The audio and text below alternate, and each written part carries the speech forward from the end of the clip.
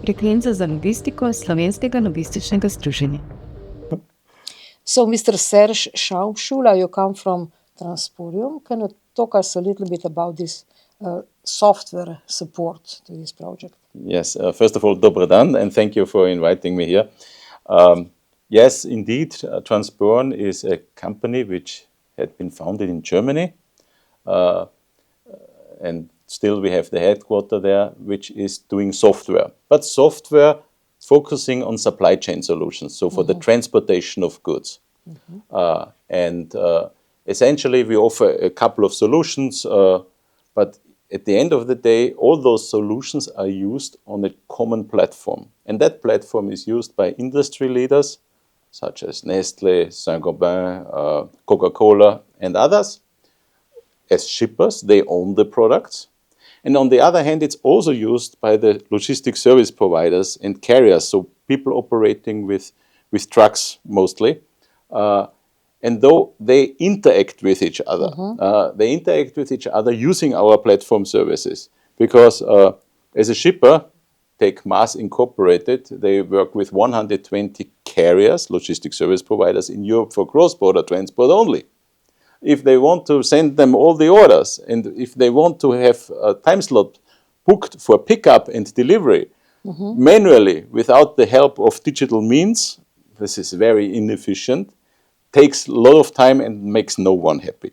So this is our function in the business, that we bring those different companies together so they can collaborate using our tools on our platform. And in total we have 1,400 shippers and retailers on our platform, and we have 158,000 carriers and logistics service providers. So there are a couple of thousand companies owning trucks from Slovenia, for example, who use our platform to interact with the shippers I named before. Okay. So you wrote an Alice white paper. What's the topic of that? Yeah. So the short topic is the European policymakers shout out they want to have more multimodal transport and rail freight. Not so much road freight, because it's not so sustainable, it's dirty, you have congestion, you have driver shortage, a lot of other issues. And rail and multimodal is more sustainable. So policymakers say we are happy if we have more multimodal transport. Then you go back to the industry. The industry says just the same thing. We want to shift transports from the road to the rail, so that on the road we have some private cars, but the products should be more on rail. Everyone wants it, it just doesn't happen. It's a fairy tale. It's not true. In reality, volumes from rail decline, volumes from multimodal transport get more, but truck transports on the road, they increase much more than multimodal. So in the essence, this business loses market share. So you can ask yourself, gosh, why is it so? And this is where ALICE came in, the Alliance for Logistics Innovation through Collaboration, where we said, okay, let's do some research together. Why is it so? Because without the research, how should we address the real topics in the industry, which make the industry not take multimodal transport, even though they wish to do so? And this is where the ALICE white paper came in, and the ALICE white paper has detected that, of course, there are a couple of reasons why multimodal transport is not progressing as it should. But there are two main reasons. The one main reason is rail is an island solution. It's operated in islands. It's not well integrated in other supply chain solutions. That means the customer has to do everything separate. Like we sit here on the table. We have something to drink on the table. But you want to have multimodal transport, you have to stand up, walk to the next room, get something, and then return to your business. This is not so convenient. This is one reason. The second reason is that multimodal transport is a bit complex. You have a lot of stakeholders. You do not have just one pickup location, one truck, one driver, and that's it. No, it's more complex. You have a lot of transit points, etc. So this high level of complexity requires that you provide a lot of transparency and visibility to the customer, because the customer is afraid they might lose control. When are my products going to be picked up? When are they going to arrive at my customer? Where are my goods at present? which lane does it take so I can calculate greenhouse gas emissions accordingly. So all this is in the dark at the moment in multimodal transport. And together with rail cargo, we remove the darkness and we bring light into the system. So these are the two findings. These are the shortcomings from the Ellis white paper, and this is why the Ellis white paper was so important for us, because now we knew, what do we have to change to facilitate what is called modal shift multimodal transport. So what do you have to change? Exactly. What? We have to first of all take railway and multimodal solutions out of an island. So very, very first thing, this was not rocket science for us, to fully integrate the opportunity to do rail and multimodal transport in Transporeon platform. So at the moment, we do already something like 2 million transports a year, multimodal transports. We expect that over time, out of that project, we will increase those transports by another 3. So in total, we assume that we will be able to do 5 million multimodal transports. So getting 3 million transports away from all the roads where you see the trucks in front of you standing and make you standing too.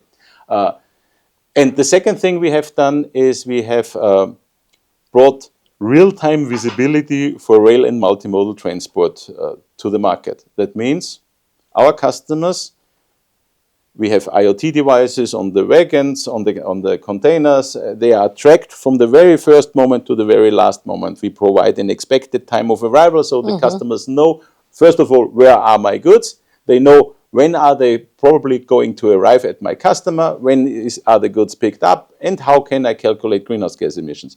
All these questions are answered, so the customer get a completely unknown level of assurance and transparency, even better than what you find on road transport. So we have it's called, the technical term is real-time visibility coverage.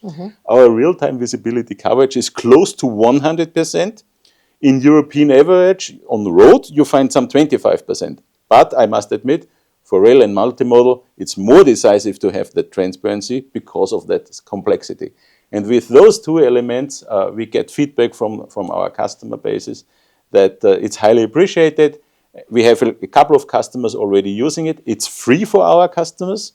So the customers are not asked to pay anything extra. They can just change transport mode and have all the benefits from that project. So you have the customers not just in Europe, but also in China. How did you succeed in that?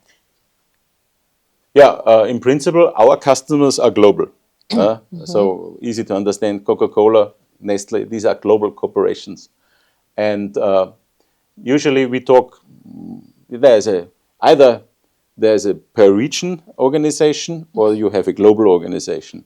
And usually these organizations, they start to roll out such projects. They start with something in Europe, for example, and then they roll it out to North America and roll it out to Asia Pacific, for example. So that's a little bit customer individual. That doesn't hurt, and that's fine.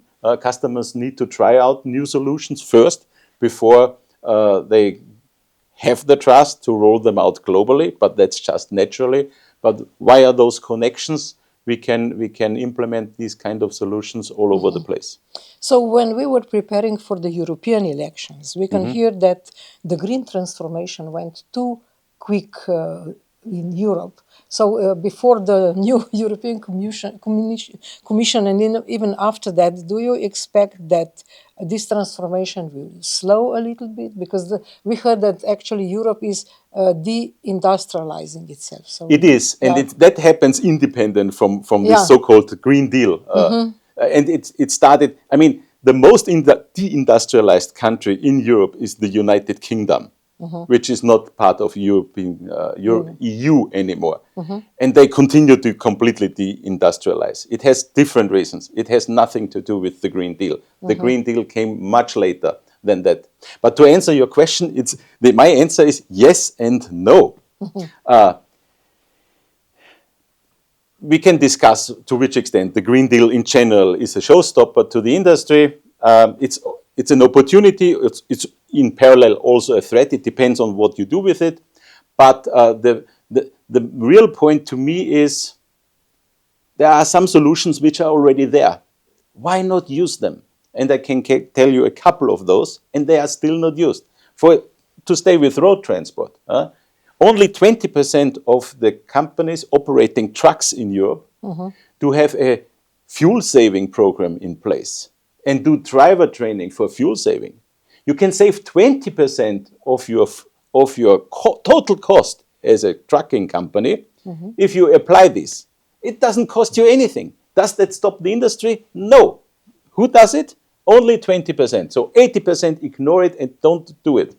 I don't understand it. But with multimodal transport, it's the same thing. We do have that infrastructure already. Well, we have some areas in Europe where we can still do something with the infrastructure, not only Germany. But basically, the infrastructure is already there. Just use it. It is there. So we don't have to invent something. We don't not have to wait for battery electric trucks or charging stations or whatever. It's already there. Let's use what we have, and this is a short-term solution, which doesn't require big investments. So one more good reason to go for such a measure. And even so-called ECG reports are going to be better, ecological, social. What we have to report now. Yeah, the Corporate Sustainability Reporting Directive will soon strike in. At the moment, it's more or less like a dead tiger because it's only paperwork, but it will have consequences. And to be honest, we need to take these consequences serious. Slovenia has been struck frequently over the last 2 years by floods. These floods do not come by coincidence. The temperature is warming, the Mediterranean is warming up. We have more temperature in the Mediterranean. Only because of higher temperature in the Mediterranean, the clouds are able to get more water inside the cloud. It is temperature dependent. And that is the precondition that we have so heavy rainfalls as have struck also Slovenia. I remember, I think it was 1 year ago, that almost the entire country was underwater. This is no fun, and it costs us billions. Why don't we look at this? We save billions if we do something about it. Of course, we cannot blindly implement measures from one day to the other, but what we can do already today, we can move transports from road to rail. And even Slovenian roads are filled with trucks, especially on the special hours or special days. How could we avoid that? What could we do? Same thing. We move. So, to distinguish, for the first and for the last mile, as it is called. So, from a loading point to a railway terminal, for example, you do have to do a few kilometers on the road. You cannot avoid it, except you have a terminal directly on the site. This is okay. But the long distances, 1,000 kilometers, 1,250 kilometers and more, why do we do them still on the road? I mean, that's not very convenient. Just physically, iron on iron, steel on steel. This is physically super efficient, and the railway tells us so. And if you take then rubber on asphalt, this is not so efficient. So this is not a matter of surprise. And so moving more products from the road to the steel, iron of the track is one of the simple ways where we can get some of those trucks off the road. Not all of them, in all fairness, but some of the trucks. I think Alice, to come back to Alice lists more than 30 different measures we can do to decarbonize freight and also get products, get less congestions on our roads. I'm not going through all those 30, if you allow me. But this is something which has quite an impact. And is already there, so why not use it? Same thing like with the economy driver training. Why not do it? I don't understand that. Slovenia is now building a second railway track from Koper to Divača.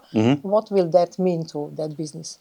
That very simply means that companies who are still sending trucks to Koper for by road transport have better opportunities to use the port of Koper, which is a very important port in Europe in the meantime, by the means of multimodal transport, and do not have to order trucks and most products come from several hundred or 1,000 kilometers distance to Koper. Timber, steel, a lot of products. And that means that the congestion you have on the motorways should become less if companies take that up. And you do not stand so long on your motorways waiting. There is a small detail, the Austrian border control. Don't ask me what I think about that one. I can only wish that there comes an end to that soon, because it's stupid, but well, we are not politicians. We have more, we have German now. Okay. Don't remind me on that. Okay, so this is it for now. Mr. Serge Schamscula, thank you very much. You're very welcome. What should I say? I forgot it. Hvala. Hvala, precisely. This was the word I was searching. Hvala. Okay, hvala to you.